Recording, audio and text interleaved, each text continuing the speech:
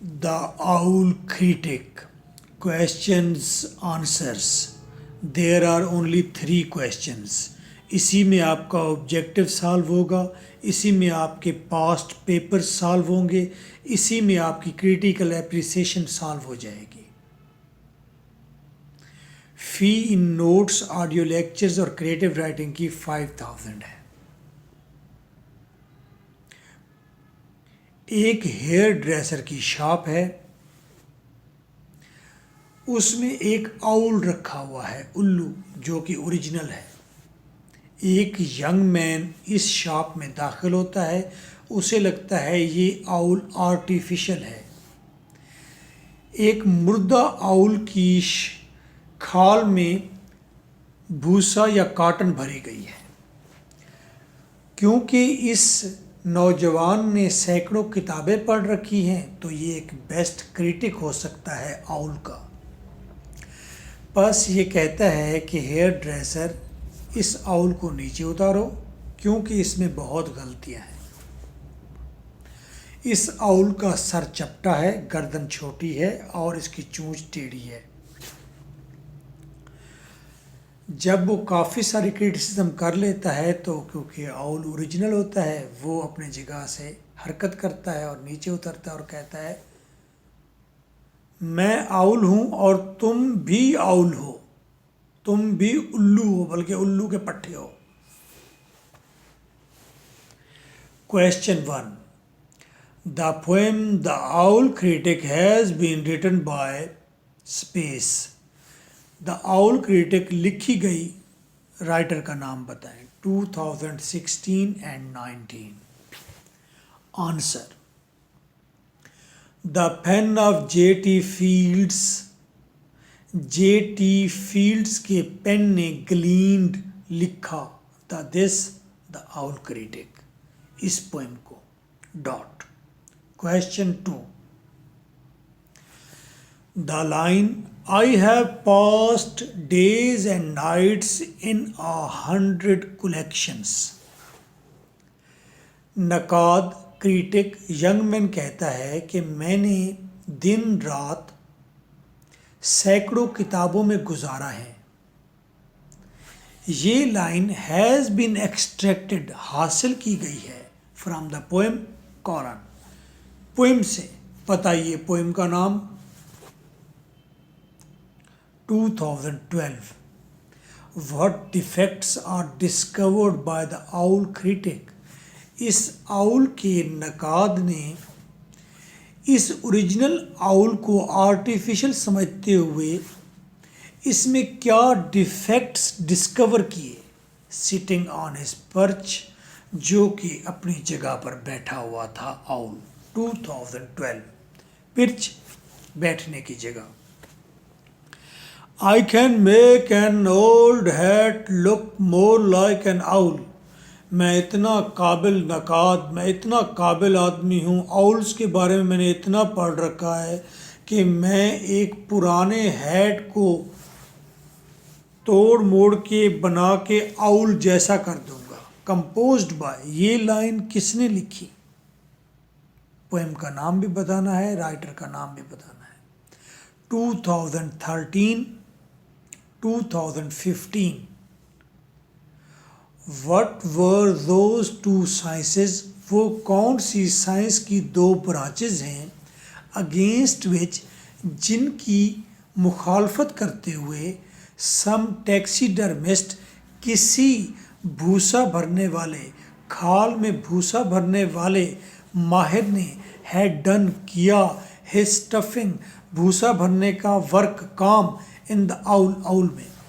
यानी कि ये आउल जिसमें कॉटन भरी गई है या भूसा भरा गया है, ये जिस टैक्सीडर्मिस्ट, डर्म कहते हैं खाल को, ये खाल में भूसा भरने वाला जो माहिर था, उसने किन 2 साइंसेस की खिलाफ वर्जी की है।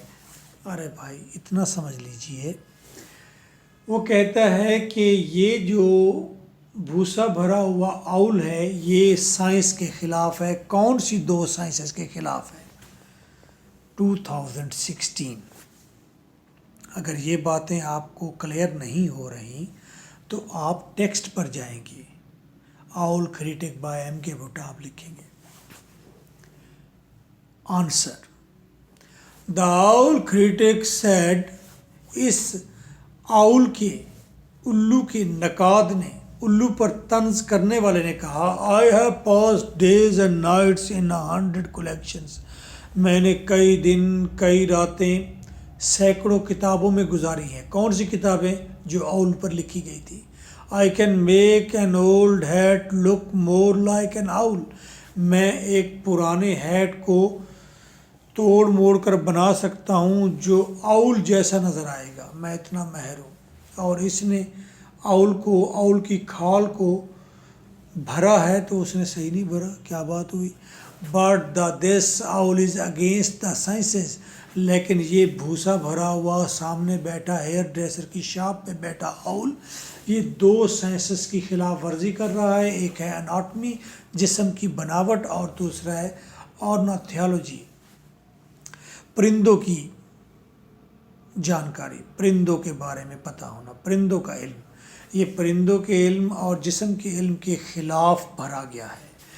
टैक्सीडर्मिस्ट, टैक्सीडर्मिस्ट भूसा भरने वाला जो माहिर था। डिफेक्टेड इन, उसने गलतियां की, कहाँ कहाँ की। फ्लैटेंड हेड, इस आउल का सर चपटा बनाया।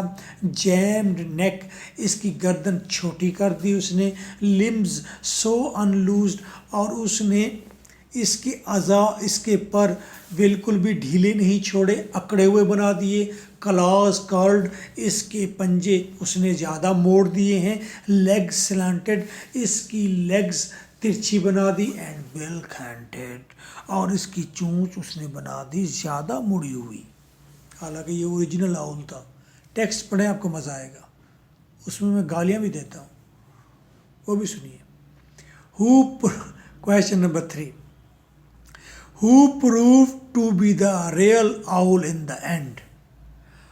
पोएम के एंड पर असल आउल कौन साबित होता है? वो आउल जो आर्टिफिशियल लगा बैठा हुआ था बेसुहरकत, वो आउल साबित हुआ रियल, या जो उस पर तंज कर रहा था असल में वो उल्लू का पट्टा था? 2014-19, what is the central idea of the poem? Poem का सेंट्रल आइडिया बताइए। The owl critic. 2015, how cleverly did the owl behave? ये आउल जो बेसुहरकत बैठा रहा चुपचाप, इसने कितनी चालाकी से काम लिया, इसने कितनी चालाकी से रवैया दिया, रिएक्शन दिया। 2017-18। Answer, the poem is a reaction to the world of criticism. असल में ये पोएम क्रिटिसिज्म, तनकीद की दुनिया के ख़िलाफ़ एक रद्द-ए-अमल है। जब भी कोई पोइट नया आइडिया देता है तो उस पर क्रिटिक अपना क्रिटिसिज्म देते हैं कि ही इज़ रॉन्ग, ये तो गलत आइडिया है और बंदा भी गलत है। तो पोइट को भी गुस्सा आ गया, उसने कहा अच्छा, क्रिटिक के ख़िलाफ़ उसने एक पोएम क्रिएट कर डाली। तो पोइट होता है ना sir. The reaction of the owl is really brave, इस आउल का रद्द-ए-अमल बहुत बड़ा है। ब्रेव, बहुत बड़ा रद्द-ए-अमल है। स्टिल, बेहिस्सो हरकत बैठा रहा। साइलेंट, खामोश बैठा रहा। सलांट, फिर तिरछा बैठा रहा। सरप्राइज, फिर इसने हैरान कर दिया। एंड सरकास्टिक, सरकास्टिक स्टायर, और फिर शदीद किस्म की तंज कर डाली। स्टायर, तंज कर डाली। आम एन आउल, मैं हूँ एक उल्लू। यू और अनदर, और तुम एक दूसरे उल्लू हो, तुम उल्लू के पट्टे हो, उल्लू के पट्टे। Who can't create can criticise, जो तख्लीक नहीं कर सकता, लिख नहीं सकता, उसके पास एक ही ऑप्शन है, वो तनकीद कर सकता है। जो सोच नहीं सकता तो उसके पास ऑप्शन यही है कि जो सोचने वाले हैं वो उन पर तनकीद कर ले।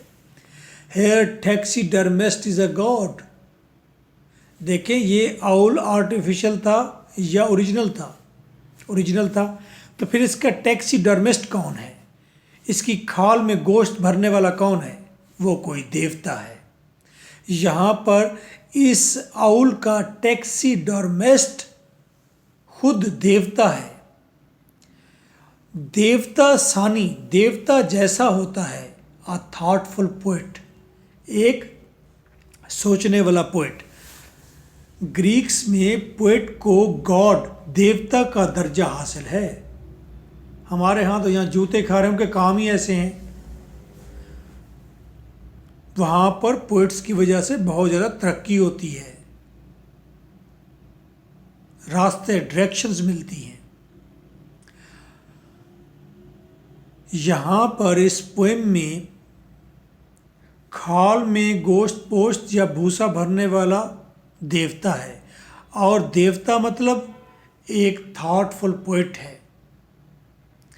थॉटफुल पोएट जब मैं कहता हूँ इसका मतलब ये है कि ये सिंबलाइज किया गया है। टैक्सीडर्मिस्ट कौन है?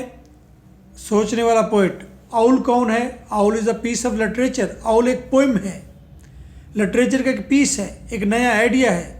और क्रिटिक कौन है? Critic is a mechanical critic. Critic एक मशीनी क्रिटिक है जो हिस्ट्री और टेक्निक की बेस पर किस चीज़ को जज करता है, नए आइडिया की वर्थ नहीं देखता। Critics only believe in techniques and truths. देखें ये जो नकाद होते हैं ये बाकायदा पूरी एक फील्ड है क्रिटिक्स की, एक पूरी दुनिया है, इनकी बाकायदा अहमियत है।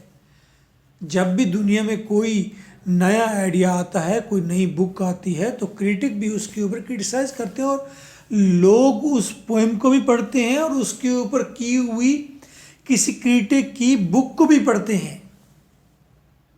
हम तो बुक भी नहीं पढ़ते, हम तो पोएम भी नहीं पढ़ते। हमारे यहाँ लिखी जो नहीं जाती सही पोएम्स, सही चीज़ें।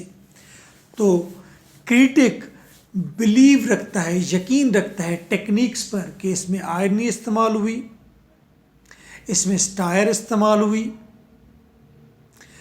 या ये आइसबर्ग थ्योरी है, अरिस्टोटलियन थ्योरी है, ब्रैक्टियन थ्योरी है। वो टेक्निक को जज करते हैं। ये स्ट्रीम ऑफ कॉन्शियसनेस है, टेक्निक देखते हैं। एंड ट्रूथ्स, इस वक्त माशरा जिस स्टेज पर ठहरा हुआ है उसके मुताबिक जिसने भी कोई आइडिया दिया है वो सच्चा है या झूठा है, उसने बता देना है। एक आदमी है, उसका नाम एक्लीस है, और वो हवा में जंप लगाता है, एक तलवार का वार करता है, 100 लोग मर जाते हैं। क्रिटिक कहता है जनाबे वाला जिसने ये आइडिया दिया इस हीरो का, जो हीरो एक वार में 100 लोगों को मारता है, वो पोएट वो झूठा है। क्यों? ये सच हो ही नहीं सकता। एक आदमी जंप लगाकर 100 लोग इकट्ठे मार ही नहीं सकता। क्रिटिक तो ठीक कह रहा है, क्रिटिक की बात मान लेनी चाहिए। एक आदमी 100 लोगों को कैसे मार सकता है? जब एक यंग मैन, जनाबे वाला केस ये है, जब एक यंग मैन इस पोएम को पढ़ेगा स्कूल में बैठकर, किसी इदारे में, किसी पार्क में बैठकर, तो वो अपने आप को फील करेगा कि मैं एक्लीस हूँ और मैं जंप लगाऊंगा, 100 लोगों को मार डालूंगा। और वो जब जंप लगाएगा तो उससे 1.5 आदमी या 2 आदमी मरेंगे, बाकी जो 98 लोग होंगे दुश्मन, वो इस बंदे को मार डालेंगे। तो ये बंदा सुपर हीरो बनने की कोशिश कर रहा था, मारा जाएगा जनाब।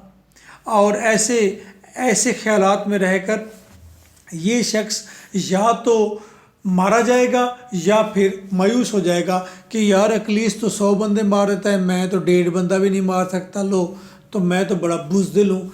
तो 2 ही रिएक्शन आएंगे माशरे में, या तो एक्लीस को पढ़कर आदमी वो ओवर हो जाएगा और मारा जाएगा कहीं भी किसी जगह लड़ते हुए, या फिर वो मायूस हो जाएगा और कभी लड़ाई ही नहीं करेगा दुश्मन से।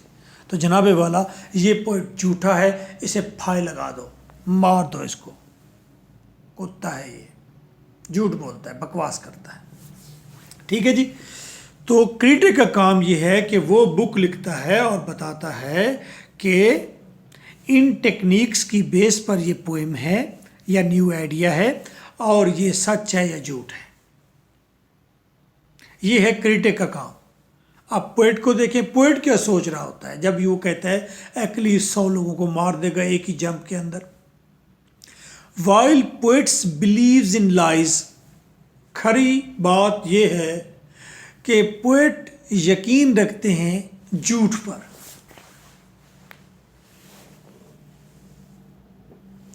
पोएट जो भी लिखते हैं झूठ लिखते हैं,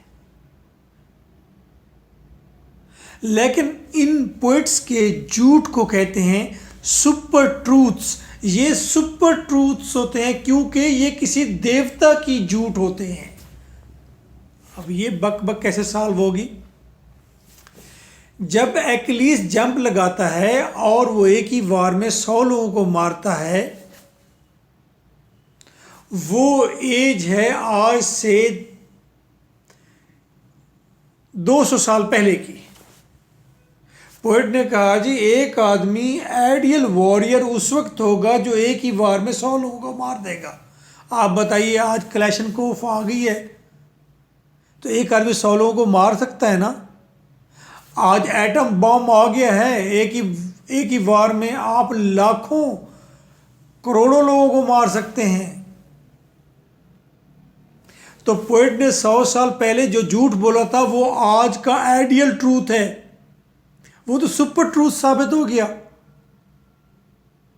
एंड एबनॉर्मल थिंग्स, और पोएट यकीन रखते हैं एबनॉर्मल थिंग्स पर, और वो एबनॉर्मल थिंग्स को कहते हैं these are the super normal things. जैसे पोएट्स को आप क्या कहते हैं? आप कह रहे हैं यार ये बंदा एबनॉर्मल है। स्कॉलर को क्या कहते हैं? बंदा एबनॉर्मल है। साइंटिस्ट को क्या कहते हैं? बंदे का दिमाग फैल गया है। But they are not abnormal, they are super normal people. तरक्की जितनी भी हुई है जनाबे वाला एबनॉर्मल लोगों की वजह से हुई है।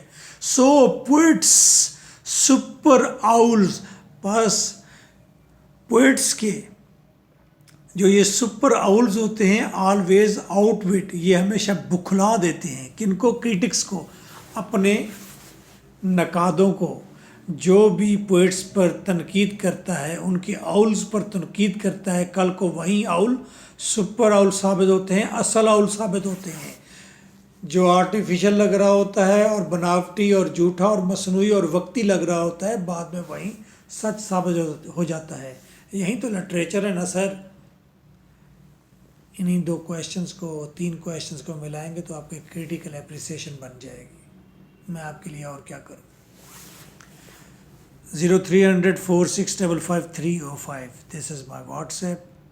बाकी नोट्स और ऑडियो लेक्चर्स गेन करने के लिए आपने व्हाट्सएप पर मैसेज करना है। So nice of you.